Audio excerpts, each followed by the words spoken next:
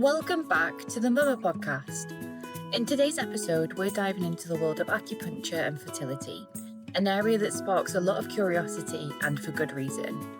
Acupuncture has become an increasingly popular support tool for people navigating conception, IVF, hormonal health, and everything in between.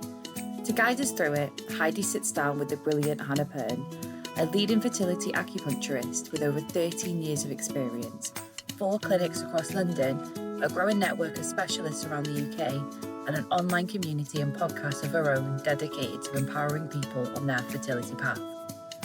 Hannah brings a wealth of knowledge, a grounded perspective, and a refreshing dose of honesty about what really supports fertility, physically, emotionally, and holistically. Whether you're just curious about acupuncture or right in the thick of your journey, this conversation is overflowing with clarity, compassion, and genuinely useful insight. All right, let's jump in. Here's Heidi with Hannah Pearn.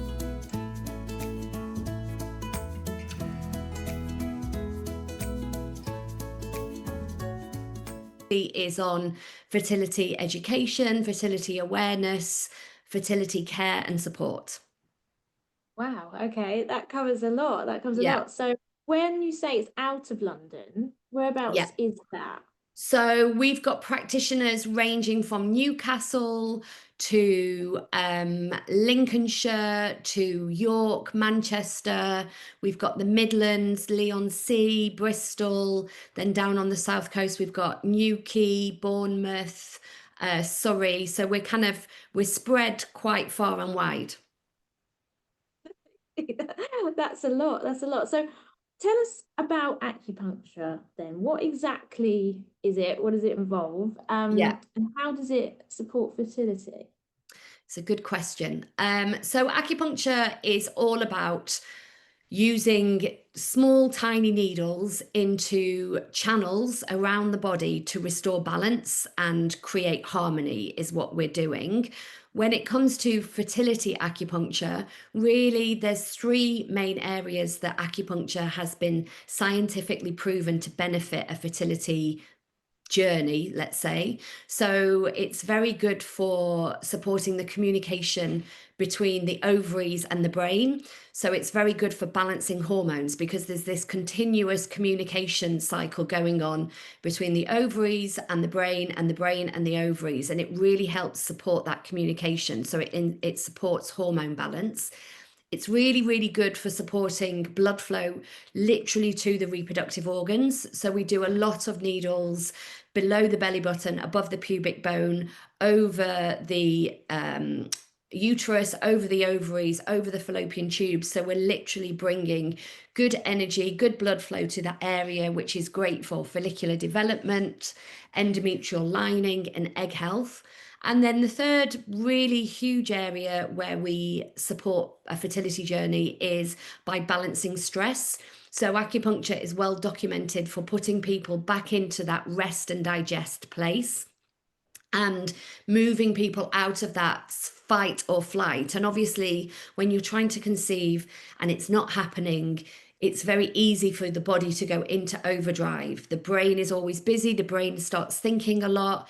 It starts doing a lot of researching. There's a lot of worry. There's a lot of uncertainty. And that can really cause a lot of adrenaline and cortisol to be swishing around the body. And we're trying to switch that off, create that rest and digest place to really encourage everything to work better, because when your body is in fight or flight, everything is compromised, from your immune system to your reproductive system to your sleep system. So we're really trying to balance that and support more sort of parasympathetic nervous system balance so that your whole body works and functions better.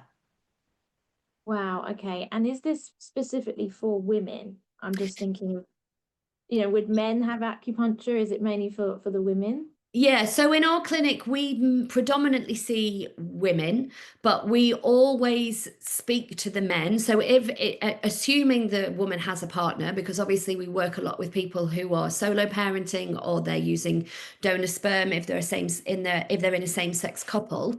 But if you are in a heterosexual couple, obviously we work with the female, but we also send out a questionnaire to the male partner as well.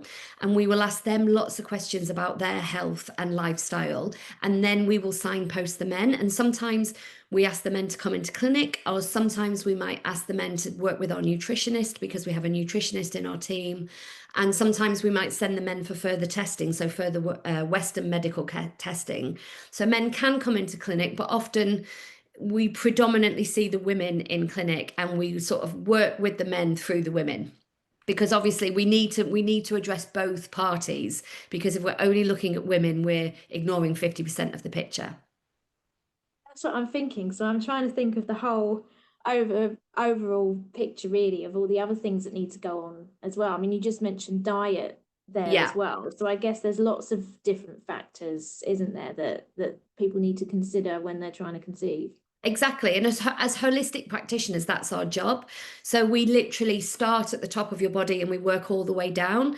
And we think about every single system and every single part of your life and your health history. So from what you have to breakfast, to what your childhood health was like, to when did your period start, to how do you sleep? What are your stress levels? What's your workload like? Because by asking lots and lots and lots of questions, we build up a picture of a whole of somebody's life, the whole of somebody's stresses, the whole of somebody's health.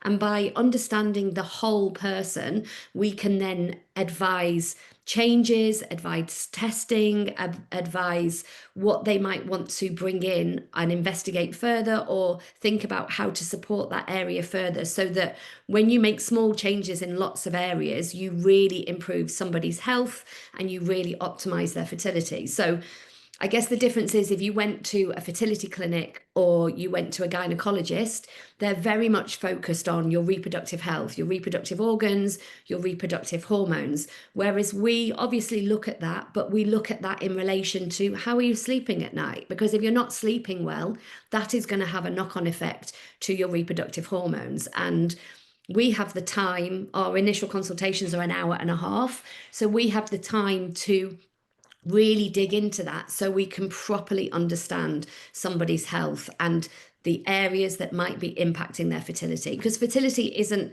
in isolation to your health, it's a massive part of your health. Absolutely. So when do people usually come to you to start acupuncture in their fertility journey? When's the best time, I guess? Because you might advise people to come sooner. I don't know. Yeah, in an ideal world, we like to see people before they even start trying.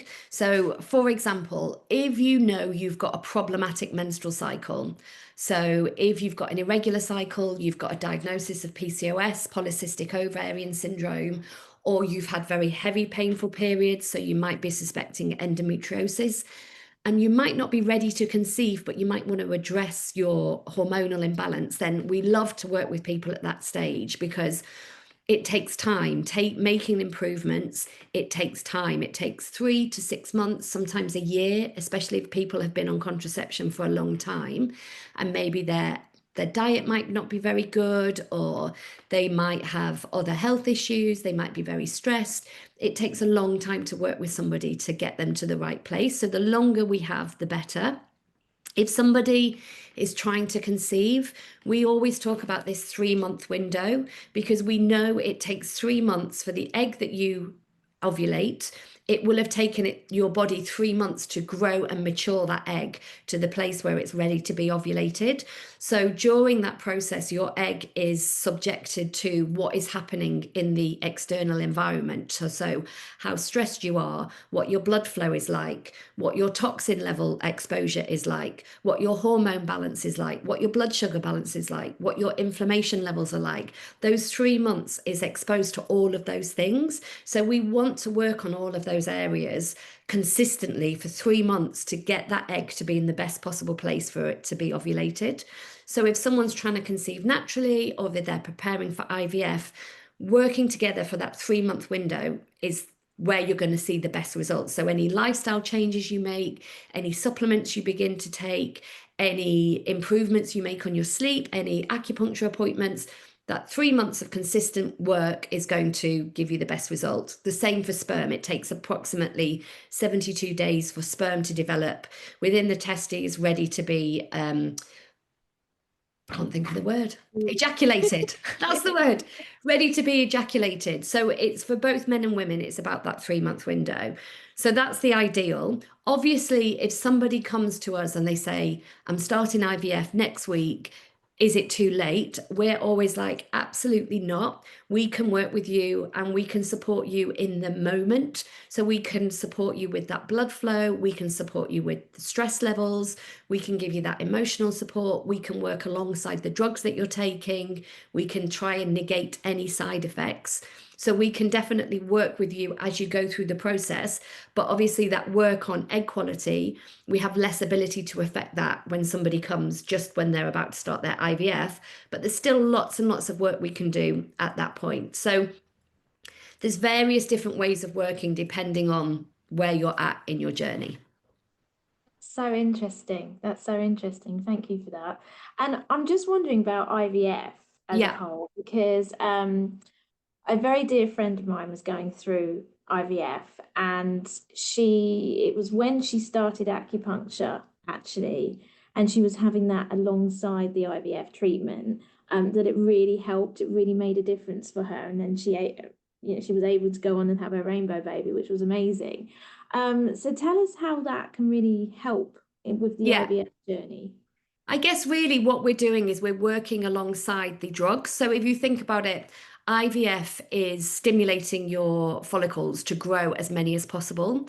So acupuncture, when you're in that stimulation phase, is doing the same thing.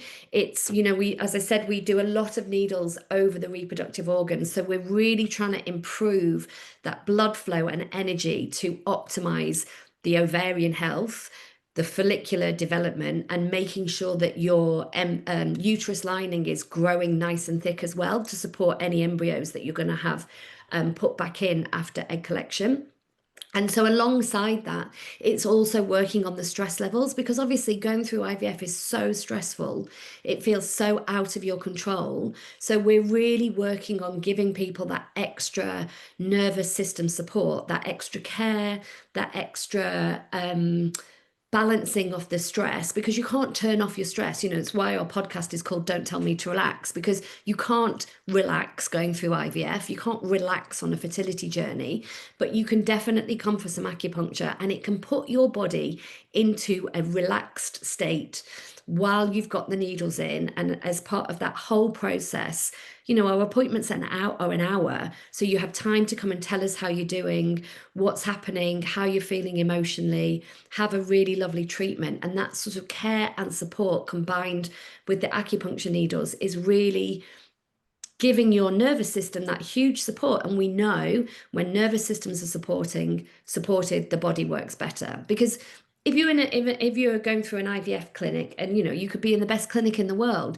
but you're in and out, it's very, very medical. It's about your drugs, it's about how you're responding to treatment, it's about scans, and that time to really talk to somebody about how you're feeling doesn't happen. And we're kind of, no disrespect to IVF clinics, they're there to do IVF, but that whole part of the emotional side of a person's journey is in many ways not acknowledged or supported or given time to address. And that is really where, as acupuncturists, we have that benefit of time, and we have the benefit of our needles who can do that sort of magic to support alongside IVF.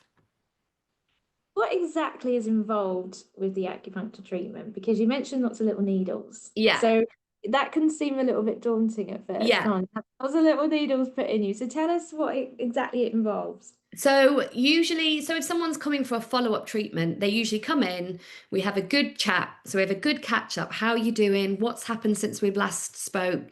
If it's IVF, we're often like, how are your follicles developing? How any side effects, any headaches, any bloating, how are you getting on with work? How's your sleep? How's your digestion? So we're really having a thorough check-in with people's physical and emotional health. And then as acupuncturists, we take people's pulses. So we'll feel on the pulse and feel how the energy of the body is. We'll look at somebody's tongue and we'll see what it looks like, what color it is. Are there any cracks? Is there a coating? Is it dry? Is it swollen? And from the questioning and from taking the pulse and from looking at the tongue, we'll make an assessment of what do we need to do to this person? Do we need to calm them down? Do we need to boost them up? Do we need to do a combination of both? And so they'll lie on a couch. It's often a warm couch because we want people to relax and we want them to feel comfortable. So it's often a warm bed. We have like heated blankets on. And then we will put tiny needles. So yeah, they're needles, but they're not like hypodermic needles or the needles that you use when you're doing IVF. They're very, very tiny, small needles, kind of the same size as a hair on your head. And they go into the acupuncture points. We don't do lots and lots of needles. Lots of people are having IVF. They're injecting every day. They might not want to have lots of needles. So maybe we do 10, 12 needles. Often we'll do wrists, lower leg, head, sometimes in the ear. And as I said, always below the belly button, above the pubic bone. And sometimes we might do heat as well. So we might use a heat lamp over the abdomen to kind of really bring extra blood flow to the area. Sometimes we might do electricity, so electrodes onto the needles, again, to really stimulate the point. So for example, if somebody's not responding well to their IVF medication or they've got problems with their lining, we might do electro to really encourage that blood flow. And sometimes we might use a herb which is called moxa or moxibustion, which we'll do on the needles or over the acupuncture points, again, to really stimulate it. So it sounds like it wouldn't be relaxing, but the vast majority of people leave feeling very calm. Most people leave a bit spaced out. And really sort of more in control, I would say. Wow, that sounds fantastic. We could all do a little bit of calm in our lives, couldn't we? Exactly. Is there anything that you advise people to do sort of alongside the treatment, such as, because I'm just thinking of dehydration, for example, are there things that people should be doing at home as well? Yeah, well, we always give all our consultations involve a follow-up report where we give specific advice and information about these are the things that we recommend because we spend so much time asking people about their life. What we'll learn from that is, like, for some people, it will be about, obviously, like you've just said, rehydration and making sure they're drinking lots. For other people, they might already be doing that, but we might discuss the idea of having a really good breakfast every day that's high protein, not so sugary, to really balance their blood sugar. So each person's advice and information that we give is very unique and bespoke to them, which is what's important, because obviously you can read any information on the internet, but that might not be relevant for you and your particular situation. So you might be making it worse. You might be spending money you don't need to. You might not be optimizing your health as best you can without that individual advice. So yeah, we give lots and lots of advice alongside the acupuncture treatment, and that is unique for every person. Once you've started the acupuncture, what sort of changes do people tend to notice? Yeah, that's a really good question. Again, it varies depending on what the person came with. So if a person's come with, let's say, poor sleep. So if a person's come with poor sleep, insomnia, well, obviously we hope that their sleep gets better and that they're starting to feel more refreshed in the morning because their sleep is better. If a person's come because they've got painful, heavy periods, then obviously we want them to stop having painful, heavy periods. Or if they've got irregular cycles, we want their cycle to regulate. I think most people would say that they see improvements in their cycles, so they see better menstrual cycles, and they notice better energy levels, better sleep, and sort of more feeling of being in control and supported. So, and all of those things have a knock-on effect. If you feel more in control, if you feel like you're looking after your health better, if you feel like you've got someone listening to you and supporting you, those things in themselves are medicine before you even put in an acupuncture needle. So it's the combination of all those things coming together over time that really gets the best results. I guess you could have acupuncture for other reasons then, not necessarily just fertility. Yeah. Yeah, absolutely. So I started as a general practitioner when you would see anybody from back pain to headaches to digestive problems. It's just in my time, I focus in one area because I think it's important to have a really good understanding of the Western medicine approaches and the Chinese medicine approaches, so you can combine the two, and you can't do that for every medical condition. So if you hone your craft into one area, it means that you've got a really deep understanding of that one area and really good specialist knowledge, so you can really signpost people, because again, it's a big part of what we do is around education, helping people understand this cycle isn't working well, this is not optimal, you need to have more sex, or we need to get your partner in board, or you might need to go and have your hormones tested, we might need to think about having a transvaginal scan, we might want to check your iron levels. You know, all this information and signposting can really help people support their fertility. And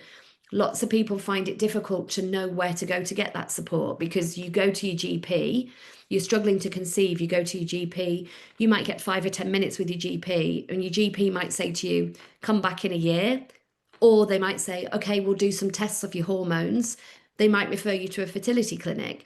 None of those things have really helped you understand or investigate the root cause of what is happening.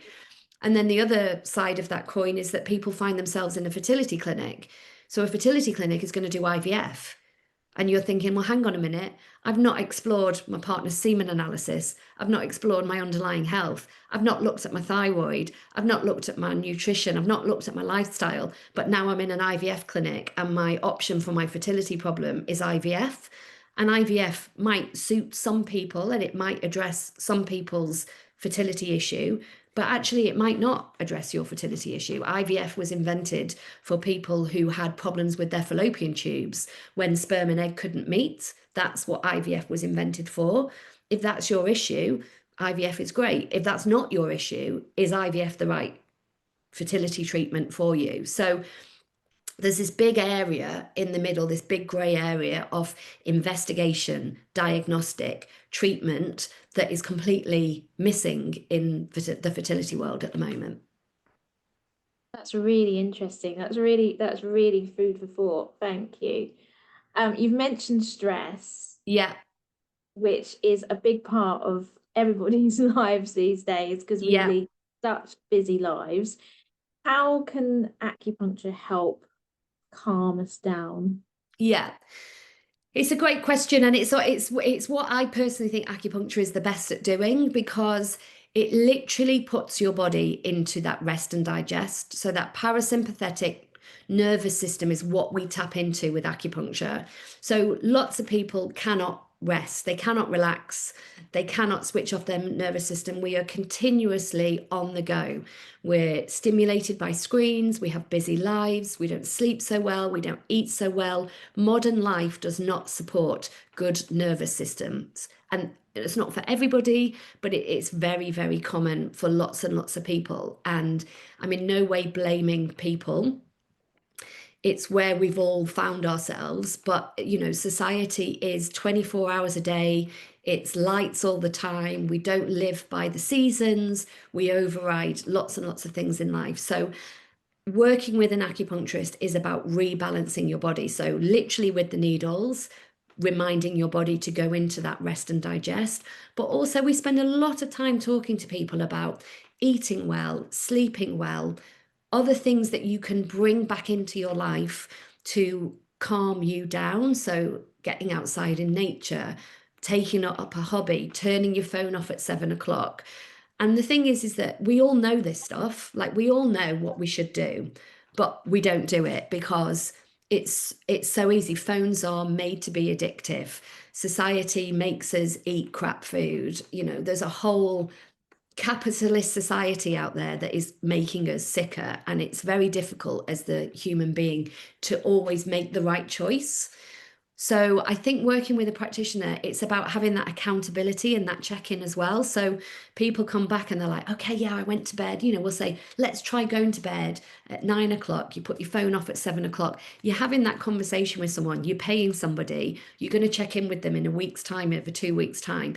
It means you're more likely to give it a try, and maybe just discussing it with somebody and sort of being honest about, actually, yeah, I am bad with my nighttime routine, and yeah, I really do need to prioritize not having breakfast on the go and getting up maybe half an hour earlier and eating my breakfast properly before I go into work.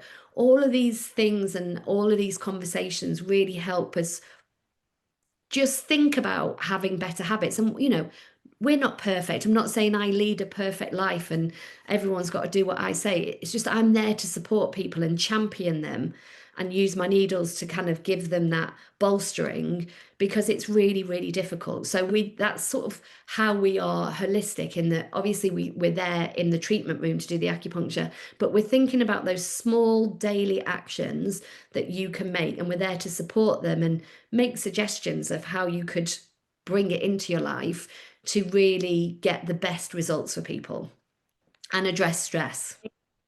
Yeah, address stress. That's amazing, because it is the small things Yeah. that make such a big difference. And Yeah. because we are so busy, we don't take the time out, do we, to actually think, oh, what could I do? Yeah. How could I try and develop this into a habit? And like you Yeah. say, just turning the phone off an hour earlier, getting up like 20 minutes earlier to have a decent breakfast, knowing what to put in your Tesco shop. It's just little things like that, and over time can make a massive difference. So that's Exactly. really helpful. Yeah. Helpful. And you'll have all the ideas as well. Yeah, we have all this isn't working for me, you can suggest an alternative. Yeah, and for some people, it might be we just start with one thing. You know, it might be, rather than overwhelm people with, oh, these are all the things that you can do, it might be we start with one thing, like, let's try going to bed an hour earlier and turning our phone off at 8 o'clock. And that's what we're going to do. And we're going to see how we get on with that. And then we build it up from there. And it is difficult because we all slip into these habits so easily.